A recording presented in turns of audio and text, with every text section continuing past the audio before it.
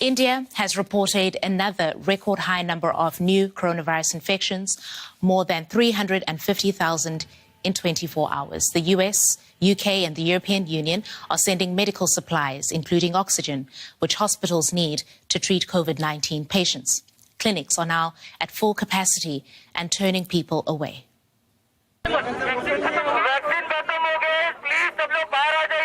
Crowds waiting for a shot of hope.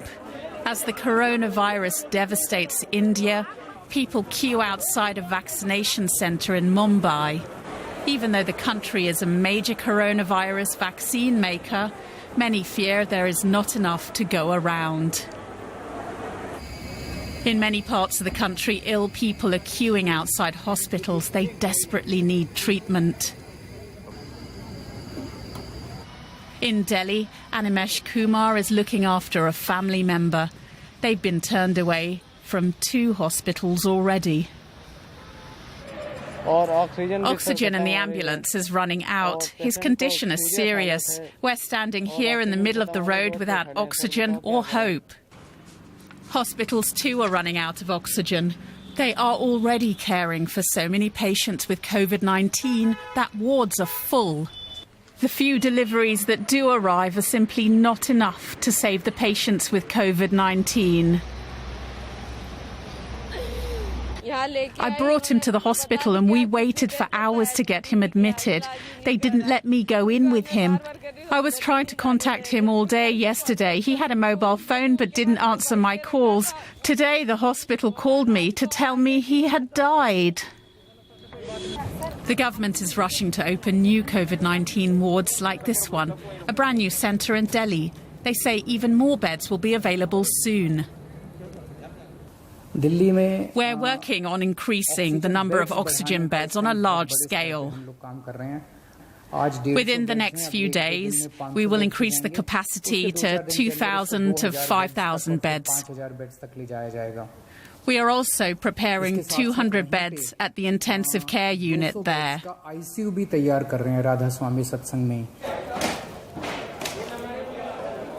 But new hospital wards come too late for many victims of COVID-19. At mass cremation sites like this one outside the capital, Delhi, the pandemic's grisly toll is clear. And I'm now joined by DW correspondent Nimisha Jaiswal. She is in Delhi for us. Hi, Nimisha. So it is now the 6th consecutive day that cases are above 300,000. And it's been said that this is not even the real number of cases.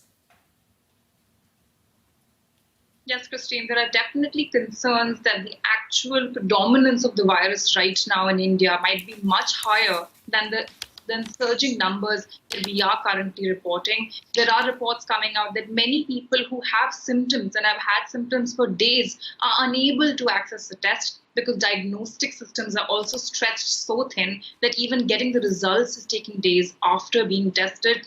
In addition, cities like New Delhi, which are showing a dip in numbers, have also seen a 40% fall in the number of tests they're carrying out. So this may well be a false dip that we are seeing in some cities. In addition, crematoria are absolutely overflowing. Multiple local and national journalists have come out with reports saying that the deaths they are seeing, the COVID protocol deaths in the cremation grounds, are far higher than those being reported. Nimisha, how are people reacting to the government's handling of the pandemic?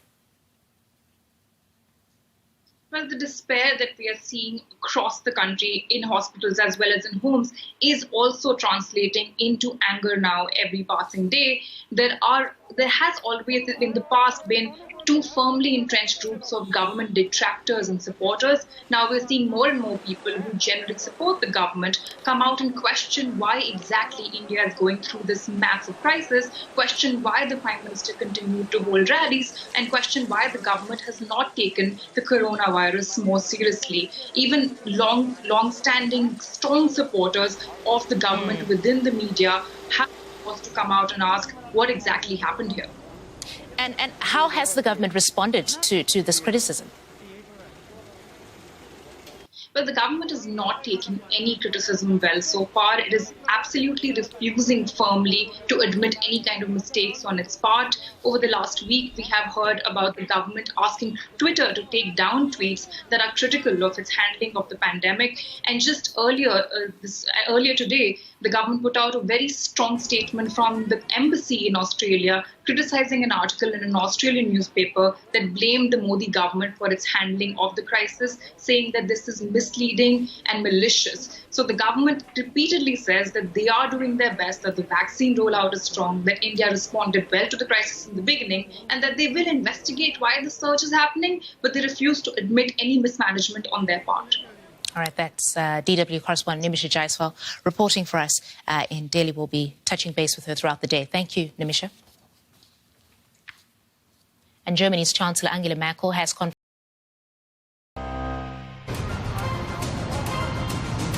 Hello, good evening and welcome. This is India Today, 6 p.m. Prime, coming to you live from the national capital. I am Ankit Tyagi. At the very beginning of the show, as every single day, we have been bringing you stories after stories from the very ground on the coronavirus pandemic, which is right now raging across the country. I once again want to start, ladies and gentlemen, with the big numbers as far as India is concerned before I start giving you an idea of how Delhi is dealing with the situation. In fact, right now, there are 28,82,204 active cases across the country. In the last 24 hours, 3,23,144 cases have been reported and 2,771 people, unfortunately, have lost their lives in this battle against coronavirus.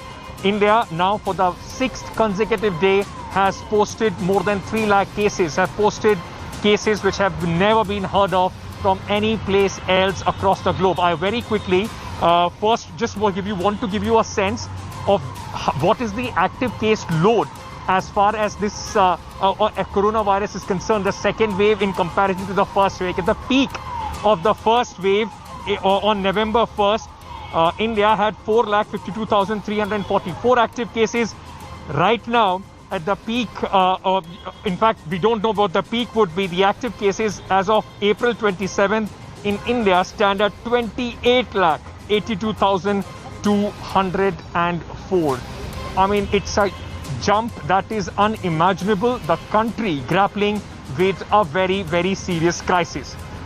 For the last 1 year, ladies and gentlemen, the people, those who have been on the front lines, the people, those who have been fighting every single day to keep us safe, to give us a fighting chance as far as the coronavirus is concerned, are the doctors, the health officials, the medical practitioners, the support staff, those who have been continuously for the last 1 year at the front lines of the coronavirus. We understand that the situation is quite desperate, but something that happened today at the Apollo hospitals here in the national capital, Indraprastha Apollo Hospital, where I'm standing right now. This is the emergency, entrance of the Apollo Hospital where I'm standing at this moment. Here, an incident took place today, which once again not only highlights some of the dangers that even the people, those who are trying to save lives, the doctors face, the nurses face, at a time when everybody is, almost at their wits' end. It's a desperate situation. We do understand that, but what happened here is nothing less than shocking. Doctors and nurses in Apollo Hospital at Sarita Vihar were attacked after a patient passed away. Attendants attacked the doctors and the nurses at the emergency area. This incident took place around 9 a.m. Few junior staff and nurses were also injured in the incident. So far, no police complaint has been filed, but this incident, for the lack of any better word, is nothing but shocking. Also, in many ways, very, very demoralizing. Just to see how desperate the situation as far as the patients are concerned, and on the other hand, the stress which the doctors are already under, which only increases if they are threatened this way at their workplace.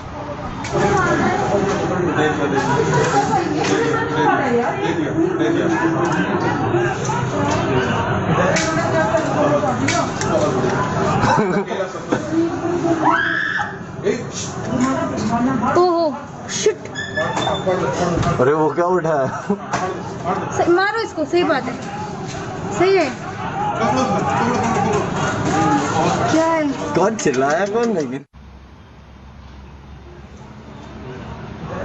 So an incident which tells you how desperate the times that we are living in, where relatives, those who have lost their loved one, just took out their anger on the property of the hospital and also on the doctors, those who were desperately not only trying to save their patient but others as well.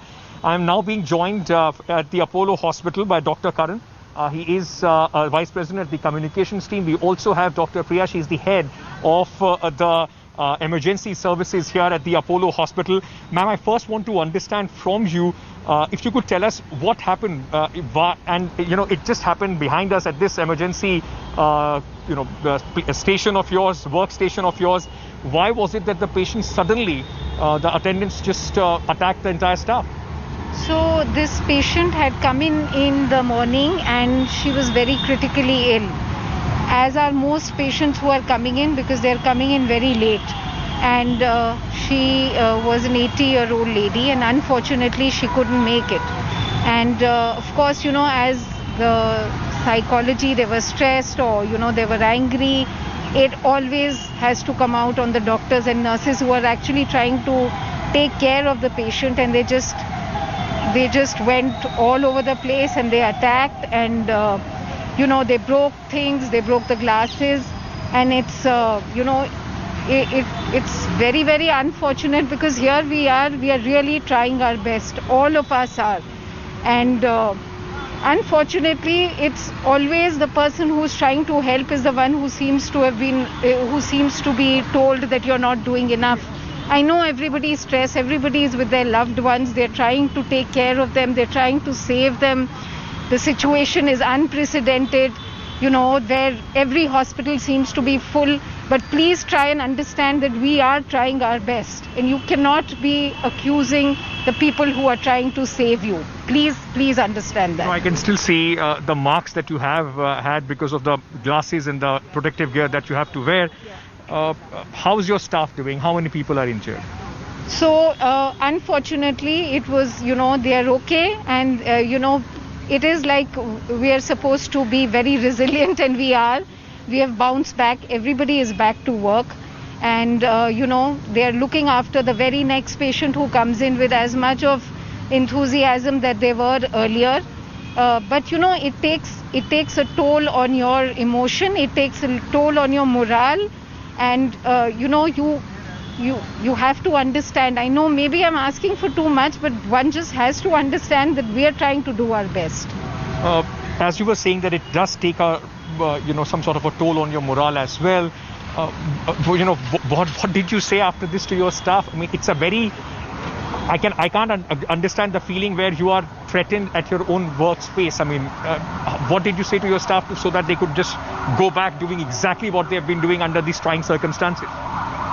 So fortunately, we have a set of really fantastic doctors and nurses, and we just, did a little quick huddle, and, management was very supportive, and they came in, and, everybody was here, the security, everybody was here. And we said that we just have to move on, because if one person's relatives behave like the way that they did, we can't let other people suffer. This is our profession. But, it cannot be taken for granted every time. What would you, as I've been going hospital after hospital where people are very, very desperate. There are hospitals which are completely overstretched. Doctors are anyway overburdened. But so are the people, because they're very desperate. They are not getting the facilities, that they possibly would in normal circumstances. As a doctor right now, what would you like to say to those? Frustrated and desperate, they queue for hours, hoping to get remdesivir. The price of the controversial antiviral drug has skyrocketed in recent days as people rush to get it. From yesterday, I guess me and my friends and my family had made around 150 to 200 calls, but nobody is picking up the call. So this is a system failure. With patients suffocating in hospitals due to lack of oxygen supplies, India's death toll is fast approaching the grim milestone of 200,000, which many consider to be a massive undercount. जहाँ जगह नहीं है उन्होंने जहाँ भी जगह मिली है कि वहाँ से डेड बॉडीज ला रही हैं, लकड़ियाँ ख़त्म हो गई हैं और इतना बड़ा तबाही हो रही है इस टाइम पे। The first batch of medical aid from Britain has arrived, including 100 ventilators and 95 oxygen concentrators. France, Saudi Arabia and even India's arch-rival Pakistan have also offered help. The US is finally releasing raw materials to make vaccines. Australia, while suspending passenger flights to India, joined the global drive. 500 non-invasive ventilators, 1 million surgical masks, 500,000 P2 and N95 masks, 100,000 surgical gowns, 100,000 goggles, 100,000 pairs of gloves and 20,000 face shields. The deepening crisis in India could have global implications as a local variant poses a threat and as many nations rely on an AstraZeneca vaccine.